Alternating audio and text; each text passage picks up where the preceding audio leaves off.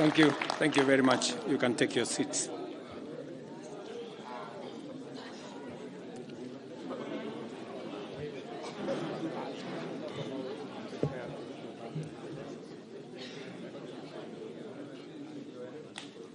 When I assumed office 20 months ago, our country was facing tremendous economic challenges, escalating cost of essential household commodities, high fuel prices, rapid depreciation of the Kenya shilling, and spiraling public debt were threatening to ground our economy.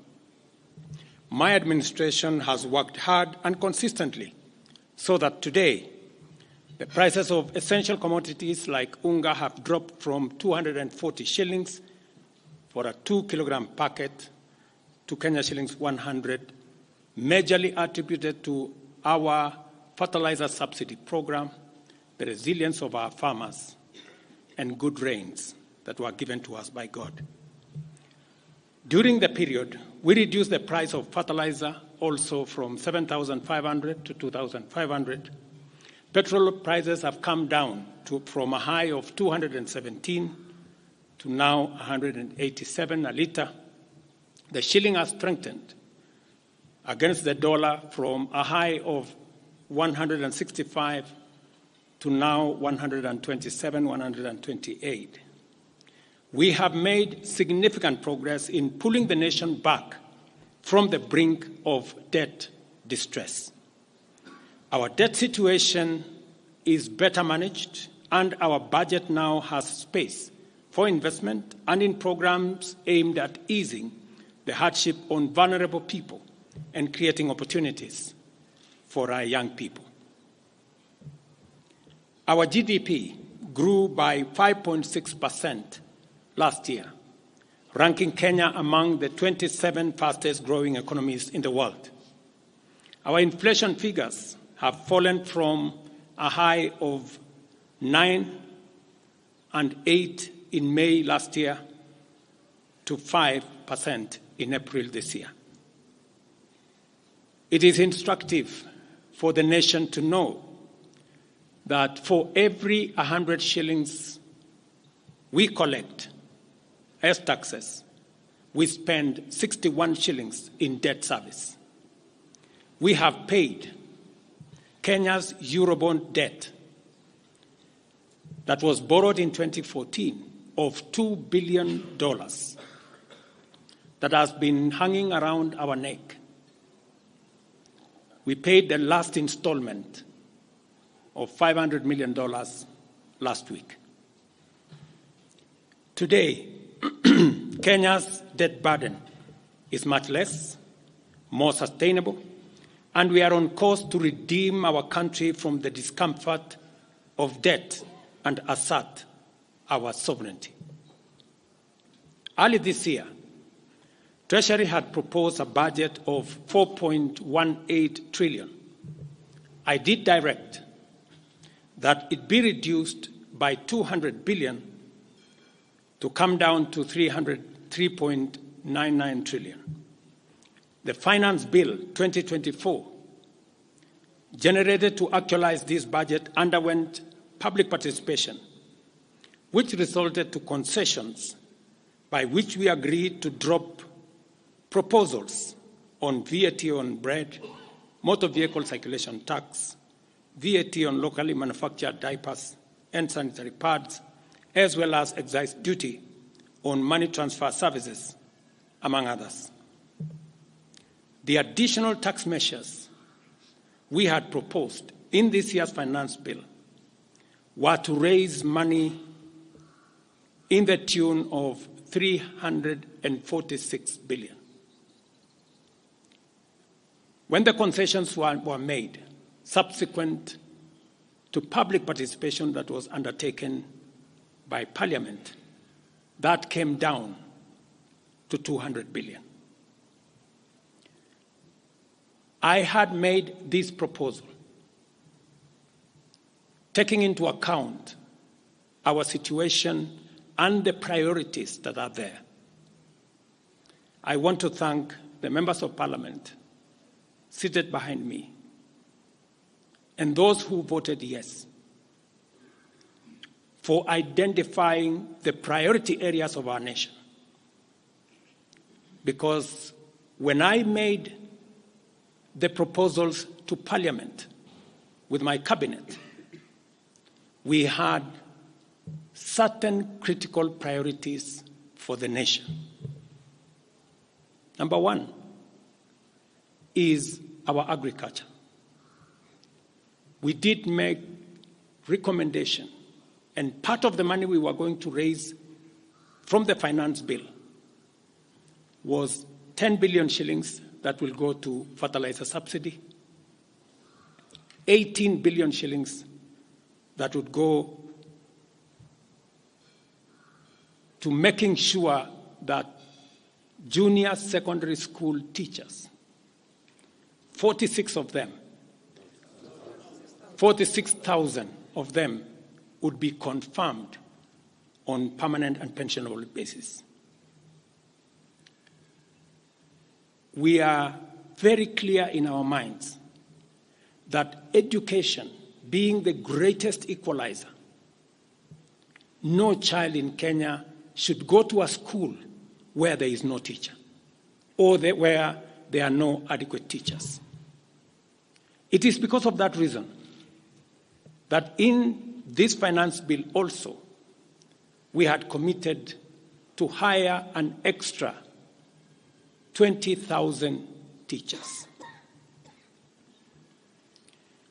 We also had envisioned, because of the program of last mile connectivity to homes, especially in rural areas, we had committed 14.5 billion shillings, 50 million for every constituency for the last mile connectivity.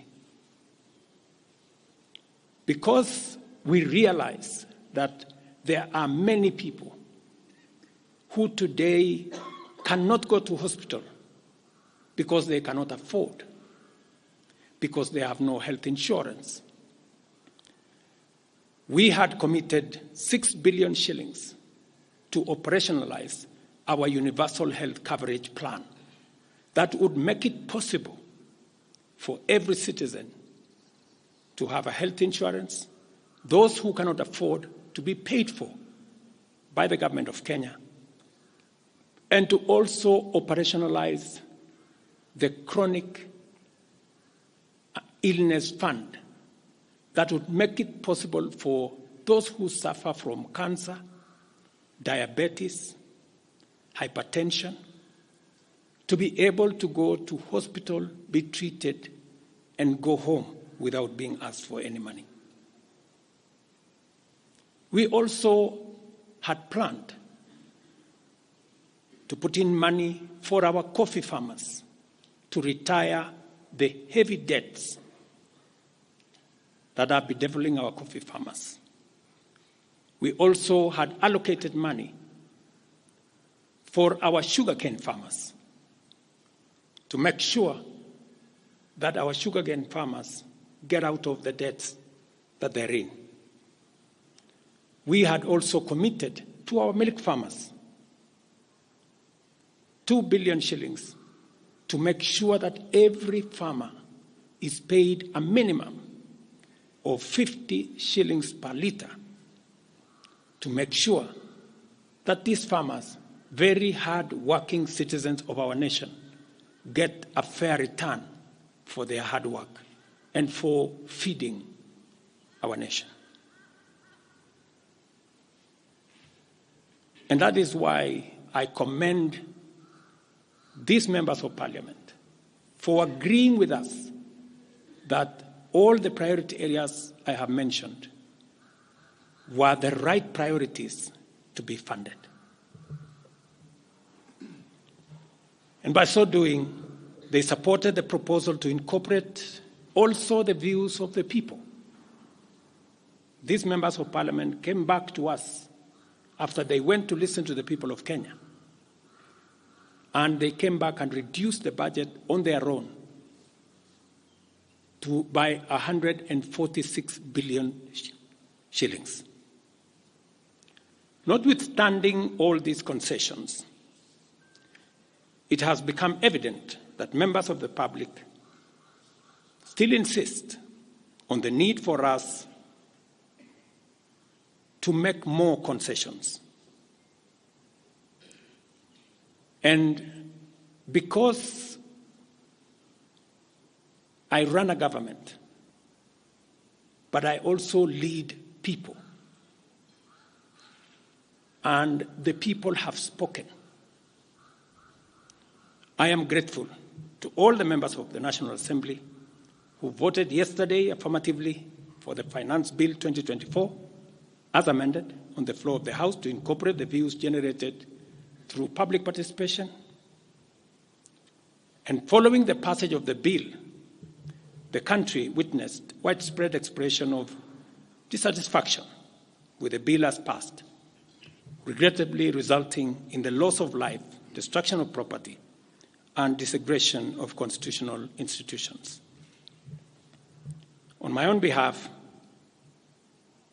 and on behalf of these members and many other Kenyans, I send my condolences to the families of those who lost their loved ones in this very unfortunate manner.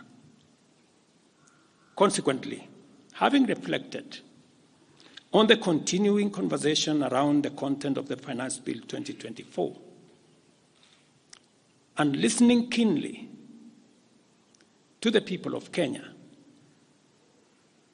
who have said loudly that they want nothing to do with this Finance Bill 2024, I concede, and therefore I will not sign the 2024 Finance Bill, and it shall subsequently be withdrawn, and I have agreed with these members that that becomes our collective position.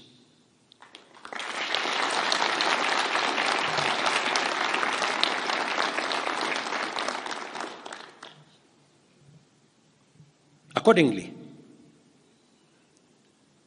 there is need for us as a nation to pick up from here and go into the future. And I am therefore proposing that because we have gotten rid of the Finance Bill 2024, it is necessary for us to have a conversation as a nation going forward. How do we manage the affairs of the country together? How do we manage our debt situation together? How do we work on the budget with the deficits that now exist together? And as I committed last Sunday, I will be proposing an engagement with the young people of our nation, our sons and daughters, for us to listen to them. As I said on Sunday, listen to their views, listen to their proposals, their ideas, their concerns, and what they think we should do better as we go forward. I am also recommending a multi-sectoral, bipartisan, multi-stakeholder engagement from civil society, religious organizations, professional bodies, for us as a nation to speak to the future of our country, again, together. And this will be on matters that are contained in the bill and matters that the people of Kenya have canvassed in the conversation that has been going on. In this regard as well, I am directing for immediate further austerity measures to reduce expenditure, starting with the Office of the President, the entire presidency, and extending to the entire executive arm of government. Operational expenditure in the presidency be reduced to remove allocations for the confidential fort, reduce travel, hospitality, purchase of motor vehicles, renovations, and other expenditures. This will cover the entire presidency and also the executive arm of government. I also propose that equally, Parliament, the judiciary, and county governments, working with the National Treasury, also undertake budget cuts and austerity to ensure that we do live within our means, respecting the very loud message that is coming from the people of Kenya.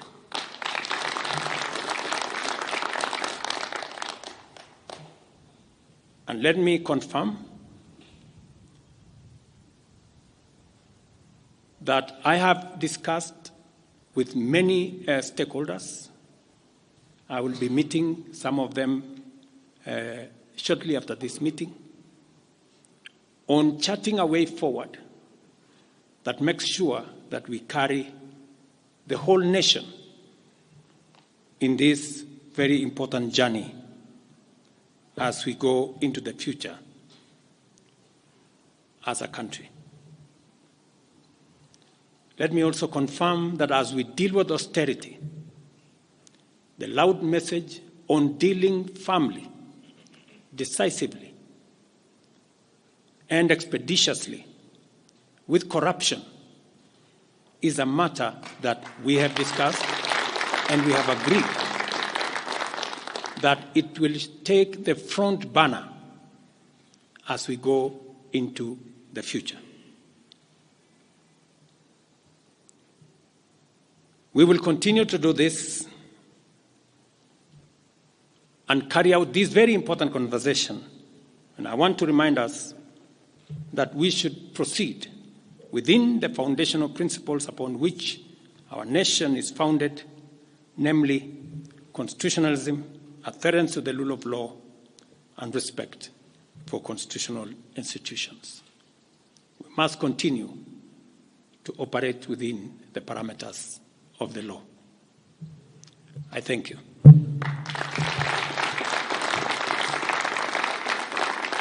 I will take a few questions, 3 questions to be specific. Thank you, Your Excellency. And the first question will start with Elizabeth Mutuku from TV47.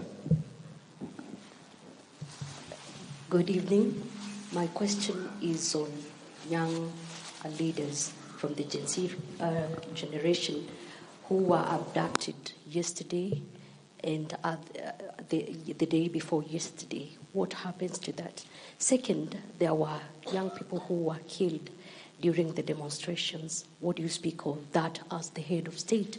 Thirdly, how do we move forward on the budget cuts, especially now that you've said that we're going to have austerity measures, yes, but how then do we secure development? Thank you very much.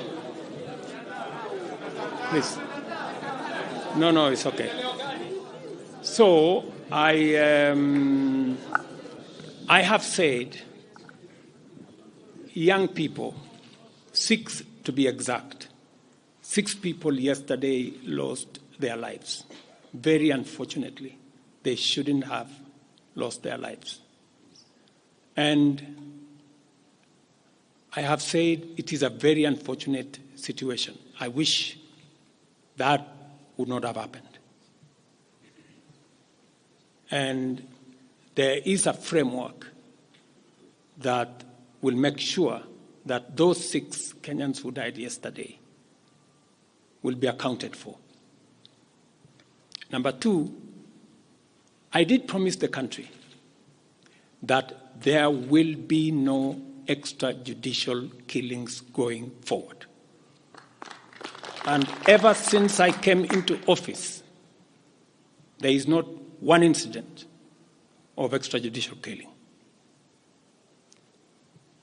What you said about abduction are statements that were attributed to some of our civil society groups, but all the people they mentioned have since been found in police custody, and those that were already processed were already released. On the matter of development that you have said, minus the finance bill, it means that some of the development programs amounting to 200 billion shillings, we will have to cut down, to delay them.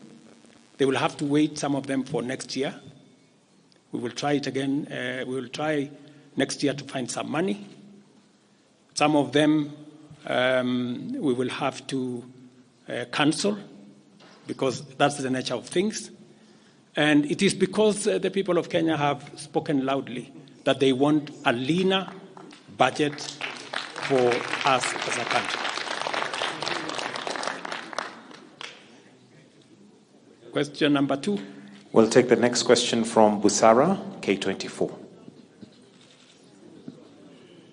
Naam, swali langu la kwanza ni wazi kwamba matumaini ya vijana wa Gen Z na baadhi ya Wakenya kwa wabunge yamepungua kabisa ama hata yamepotea. Kwa hivyo kama rais unachukua hatua gani kuhakikisha kwamba tunawahusisha vijana katika maamuzi muhimu hasa katika masuala ambayo yanalenga taifa ama ujenzi wa taifa? Swali lingine, je, utahakikisha vipi uwazi katika mpango wako wa kupunguza matumizi serikalini? Maana yake umesema kwamba kuna austerity measures. Je, kutakuwa na transparency? Na swali la mwisho, ningependa kujua kama pengine kutakuwa na fidia kwa wale ambao walifariki, ama hususan kwa familia kwa wale ambao walifariki hapo jana, na je, serikali itasimamia malipo ya wale ambao wako hospitalini hivi sasa wanapokea matibabu kutokana na majeraha waliopata hapo jana? Asante. Thank you very much. About 214 Kenyans were involved in various skirmishes, and many of them went to hospital. 95 of them were treated and released. Some of them, I think one is still in ICU, and others, I think 14, the minister is here, are still in hospital. But majority of them were treated and released yesterday. As I have told you, on those who lost their lives, there will be a mechanism of how they will be accounted for. On the young people whom you have said, how do we listen to them? Let me say the following. Number one, I did make a very clear, determined program to create opportunities for young people to work. It was in our manifesto. It is in my plan. As I talk to you, 3 of the programs are going on. The housing program today has 160,000 young people working as engineers, as architects, as quantity surveyors, plumbers, masons, carpenters, artisans, transporters, accountants. We have 160,000 young people working, because I did take the decision that if we don't deal with millions of young people out of school, out of college, who have certificates and they don't have jobs, they will soon become a very big challenge for us as a country, as we are witnessing at the moment. All the young people you see, they are looking for opportunity. They are looking for jobs. And that is why our housing program, once it is fully rolled out, we will have a minimum of 500,000 young people working in our housing program. Number two, I have been very clear on making sure that additional to our housing program is our digital infrastructure, the digital superhighway, the digital hubs, and the whole ecosystem of what we are doing in creating digital jobs. I was in Ruto with Honorable Kingara, who's right there, not more than a month and a half ago, launching a hub that will hire 4,500 young people under CCI.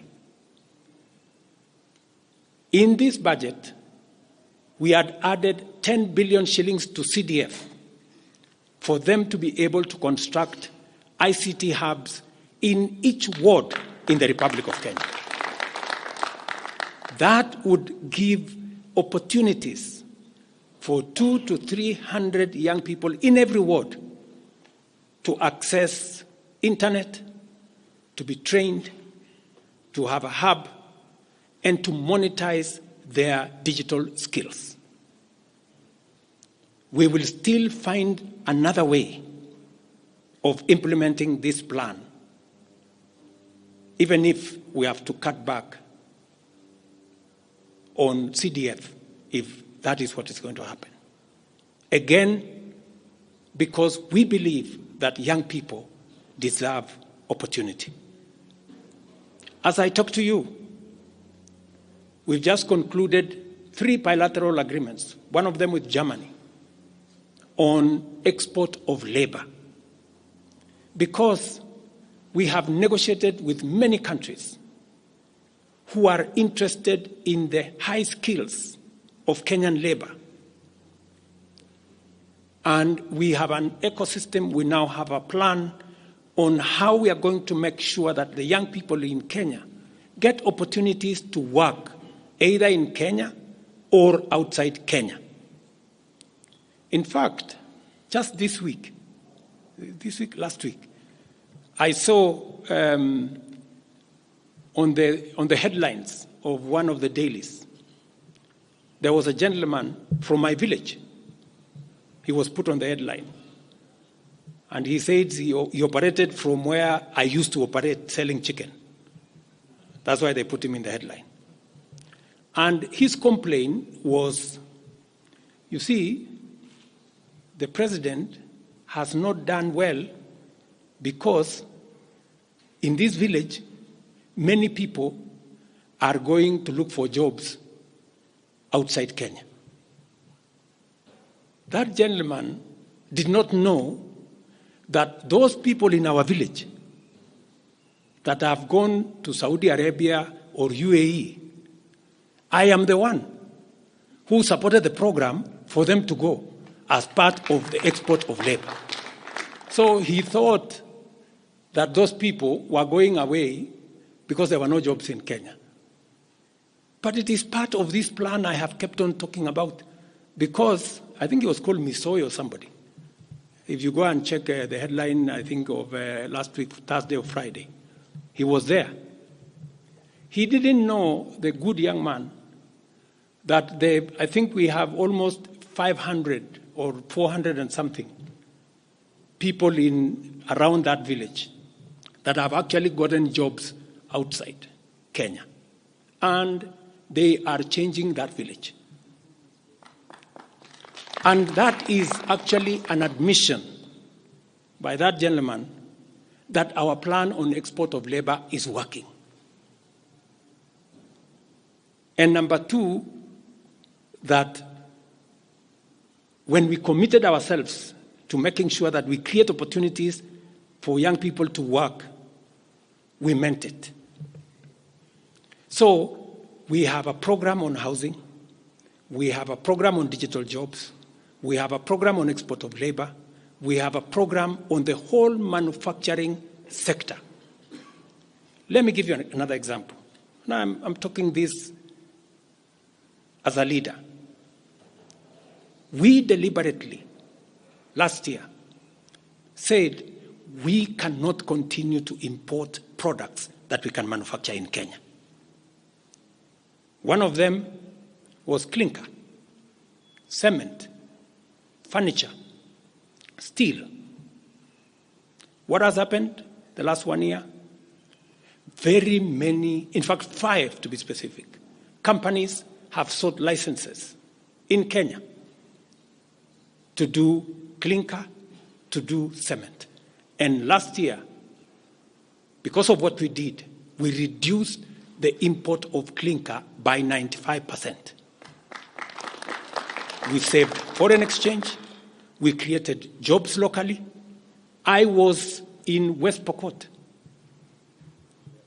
with my Minister for Industrialization. I'm sure the members of West Pokot, they are here. They were there with me in West Pokot, opening a clinker factory that now hires 2,500 young Kenyans, with another almost 2,000 as drivers, support staff. A big market now in West Pokot. Expanding manufacturing in Kenya is the right thing. And it is the reason why some of our policy interventions on matters like imported stuff that are being manufactured in Kenya. For example, we have said substandard, low-quality imported sanitary pads from China and other places. How can they come into Kenya when we have 10 companies in Kenya hiring Kenyan young people? How can they come and compete here? All the products that we are manufacturing locally, we must protect our local industries so that they create jobs locally, so that they create opportunities locally. In this finance bill, you will also see that we have imposed duty on potatoes from Europe. Surely, how can we continue importing potatoes from Europe? And we have farmers right here in Kirinyaga. We have farmers right here in Nyandarua, in Molo, in Timau. How can we justify? How can anybody take offense that we have imposed duty on imported potatoes? We have put duty on imported eggs, on imported onions, because we must protect our local farmers. Every country does that. Every country does that. I was negotiating with the Prime Minister of India because they are imposing duty on our avocados. I was in Korea negotiating with the government of Korea because they are imposing duty on our tea, on our coffee, and on our macadamia, including our avocados. Every country does that to protect their market, unless there is a mutual agreement. So these are amongst the things we are doing to make sure that we grow our local manufacturing, create local jobs, create local wealth. That is how we are going to move forward as a country. We cannot continue to be a supermarket for other people's factories. It is important that we also produce our own products. Our young people can produce products in Kenya which are of high quality, which are of international standard, and we can do that. So I just wanted to clarify this point because it is addressing the young people of our country. And I am looking forward to a conversation with my sons and daughters, the young people of this nation, to explain to them the opportunities that they have, and I want to listen to them. What additionally do they want me to do? What can we do better? And how can we move the country forward together? Thank you very much. Thank you, Excellency. That marks the end of the question session. Thank you very much, Your Excellency.